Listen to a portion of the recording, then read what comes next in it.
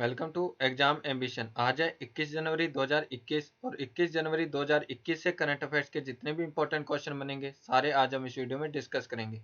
तो चलिए स्टार्ट करते हैं। पहला क्वेश्चन है, सोमनाथ मंदिर ट्रस्ट का अध्यक्ष किसे नियुक्त किया गया है? तो इस क्वेश्चन का सही ऑप्शन है बी, नरेंद्र मोदी। सोमनाथ मंदिर ट्रस्ट का नया अध्यक्ष भारत के प्रधानमंत्री श्री नरेंद्र मोदी को नियुक्त किया गया है। यह ट्रस्ट गुजरात में स्थित सोमनाथ मंदिर का प्रबंधन करता है। प्रधानमंत्री नरेंद्र मोदी ट्रस्ट के अध्यक्ष बनने वाले देश के दूसरे प्रधानमंत्री हैं। इनसे पहले पूर्व प्रधानमंत्री मोरारजी देसाई सोमनाथ मंदिर ट्रस्ट के अध्यक्ष बने थे। सोमनाथ मंदिर गुजरात में सौराष्ट्र क्षेत्र के वेरावल बंदरगाह पर स्थित है। नेक्स्ट क्वेश्चन, पट्ट चित्रकला किस राज्य की सबसे पुरानी लोकप्रिय एवं पारंपरिक कला है? तो इस क्वेश्चन का सही ऑप्शन है ए, ओडिशा। पट्ट चित्रकला ओडिशा राज्य की सबसे पुरानी लोकप्रिय एवं पारंपरिक कला है। यह कलाकारी भारत के पहले धरोहर गांव रघुराजपुर में अभी भी की जाती है। पट्टचित्र नाम संस्कृत शब्द से बना हुआ है, जिसमें पट्ट का अर्थ है कैनवास और चित्र का अर्थ है छवि। इस चित्रकारी में आमतौर पर सफेद, लाल, पीले और काले रंग का प्रयोग किया जाता है। यह है पट्ट चित्रकला। यह है मैप में ओडिशा। ओडिशा की राजधानी है भुवनेश्वर। ओडिशा के मुख्यमंत्री हैं नवीन पटनायक और ओडिशा के राज्यपाल हैं गणेशी लाल। ओडिशा में विधानसभा की 147 सीट है, लोकसभा की 21 सीट है और राज्यसभा की 10 सीट है। नेक्स्ट क्वेश्चन, महानंदा वन्यजीव अभ्यारण्य किस राज्य में स्थित है? तो इस क्वेश्चन का सही ऑप्शन है बी, पश्चिम बंगाल। महानंदा वन्यजीव अभ्यारण्य पश्चिम बंगाल राज्य में स्थित है। यह चर्चा में है क्योंकि अभ्यारण्य में पहले पक्षी पर्व का आयोजन 20 से 23 फरवरी तक किया जाएगा। यह वन्यजीव अभ्यारण्य पश्चिम बंगाल के दार्जिलिंग जिले में स्थित है। यहाँ पर 300 से अधिक पक्षियों की अलग अलग प्रजातियां पाई जाती है। यह है मैप में पश्चिम बंगाल। पश्चिम बंगाल की राजधानी है कोलकाता। पश्चिम बंगाल की मुख्यमंत्री ममता बनर्जी और पश्चिम बंगाल के राज्यपाल हैं जगदीप धनखड़। पश्चिम बंगाल में विधानसभा की 294 सीट है, लोकसभा की 42 सीट है और राज्यसभा की 16 सीट है। नेक्स्ट क्वेश्चन, सुभाष चंद्र बोस की जयंती को किस दिवस के रूप में मनाने की घोषणा की गई है? तो इस क्वेश्चन का सही ऑप्शन है सी, पराक्रम दिवस। हाल ही में केंद्रीय संस्कृति मंत्रालय ने सुभाष चंद्र बोस की जयंती को पराक्रम दिवस के रूप में मनाने की घोषणा की है। सुभाष चंद्र बोस की जयंती प्रत्येक वर्ष 23 जनवरी को मनाई जाती है। इस वर्ष सुभाष चंद्र बोस की 125वीं जयंती मनाई जाएगी। सुभाष चंद्र बोस की 125वीं जयंती मनाने के लिए प्रधानमंत्री नरेंद्र मोदी की अध्यक्षता में 85 सदस्यीय एक उच्च स्तरीय कमेटी का भी गठन किया गया है। गौरतलब है कि सुभाष चंद्र बोस का जन्म 23 जनवरी 1897 को कटक में हुआ था। सुभाष चंद्र बोस ने 1938 में कांग्रेस के 51वें हरिपुरा अधिवेशन की अध्यक्षता की थी। इन्होंने 3 मई 1939 को फॉरवर्ड ब्लॉक नामक पार्टी का भी गठन किया था। सुभाष चंद्र बोस ने आजाद हिंद फौज का भी गठन किया था। इन्होंने जय हिंद एवं तुम मुझे खून दो मैं तुम्हें आजादी दूंगा के नारे भी लगाए थे। नेक्स्ट क्वेश्चन, हाल ही में प्रसिद्ध व्यक्ति डॉक्टर वी शांतिया की मृत्यु हो गई है, वह किस क्षेत्र से संबंधित थी? तो इस क्वेश्चन का सही ऑप्शन है ए, चिकित्सा। हाल ही में प्रसिद्ध चिकित्सक डॉक्टर वी शांता की 93 वर्ष की आयु में मृत्यु हो गई है। वह कैंसर रोग विशेषज्ञ थी। ये थी V Shanta. Doctor V Shanta आरडीआर कैंसर संस्थान की अध्यक्ष भी रही थी। डॉक्टर वी शांता को 1986 में पद्मश्री, 2006 में पद्म भूषण और 2016 में पद्म विभूषण से सम्मानित किया गया था। इन्हें वर्ष 2005 में रेमन मैग्सेसे अवार्ड भी मिला था। Next question, global fire power index 2021 में भारत को किस स्थान पर रखा गया है? तो इस क्वेश्चन का सही ऑप्शन है डी, चौथे। ग्लोबल फायर पावर इंडेक्स 2021 में भारत को चौथे स्थान पर रखा गया है। इस इंडेक्स में विश्व के 138 देशों की सैन्य ताकतों का ब्यौरा दिया गया है। भारत 2020 में भी इस इंडेक्स में चौथे स्थान पर ही था। ग्लोबल फायर पावर इंडेक्स 2021 में पहले स्थान पर अमेरिका, दूसरे स्थान पर रूस और तीसरे स्थान पर चीन है।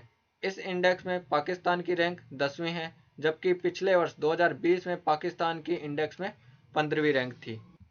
नेक्स्ट क्वेश्चन, भारत ने किस देश के साथ एक्स डेजर्ट नाइट 21 युद्ध अभ्यास का आयोजन किया है? तो इस क्वेश्चन का सही ऑप्शन है सी, फ्रांस। भारत ने फ्रांस के साथ एक्स डेजर्ट नाइट 21 युद्ध अभ्यास का आयोजन किया है।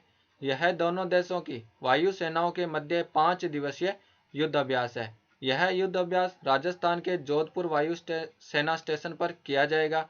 इस युद्ध अभ्यास में दोनों देशों की ओर से राफेल विमान भी शामिल होंगे। ये है मैप में फ्रांस। फ्रांस की कैपिटल है पेरिस, फ्रांस की करेंसी है यूरो और फ्रांस के प्रेसिडेंट है इमैनुअल मैक्रोन। नेक्स्ट क्वेश्चन, हाल ही में संयुक्त राष्ट्र ने कितने देशों से साधारण सभा में वोट करने का अधिकार वापस ले लिया है? तो इस क्वेश्चन का सही ऑप्शन है डी, 6। हाल ही में संयुक्त राष्ट्र ने साधारण सभा में 6 देशों से वोट करने का अधिकार वापस ले लिया है। इन 6 देशों में Iran, Niger, the Central African Republic, Congo, Brazzaville, Sudan और जिम्बाब्वे शामिल हैं। इन 6 देशों को संयुक्त राष्ट्र की बकाया फीस न चुकाने के कारण वोटिंग के अधिकार से वंचित किया गया है। इनके अलावा 3 देश ऐसे हैं जिनका बकाया भुगतान न होने के बाद भी वोटिंग का अधिकार जारी रखा गया है। इनमें कोमोरोस, साओ टोम और सोमालिया शामिल हैं। संयुक्त राष्ट्र के अनुसार यह 3 देश भुगतान करने की वित्तीय स्थिति में फिलहाल नहीं है। गौरतलब है कि संयुक्त राष्ट्र चार्टर के अनुसार कोई देश लगातार 2 साल तक संयुक्त राष्ट्र की बकाया फीस का भुगतान नहीं करता है तो उसको वोटिंग के अधिकार से वंचित किया जा सकता है। नेक्स्ट क्वेश्चन, किस राज्य सरकार के द्वारा जय हिंद वीर पथ योजना की घोषणा की गई है? तो इस क्वेश्चन का सही ऑप्शन है ए, उत्तर प्रदेश। उत्तर प्रदेश राज्य सरकार के द्वारा जय हिंद वीर पथ योजना की घोषणा की गई है। इस योजना के तहत देश के स्वतंत्रता आंदोलन में प्राण न्यौछावर करने वाले शहीदों के नाम पर उनके घर तक पक्की सड़क बनाने का निर्णय लिया गया है। सड़कों के किनारे शहीदों की तस्वीर के साथ उनकी वीर गाथा का वर्णन करने वाले बोर्ड भी लगाए जाएंगे।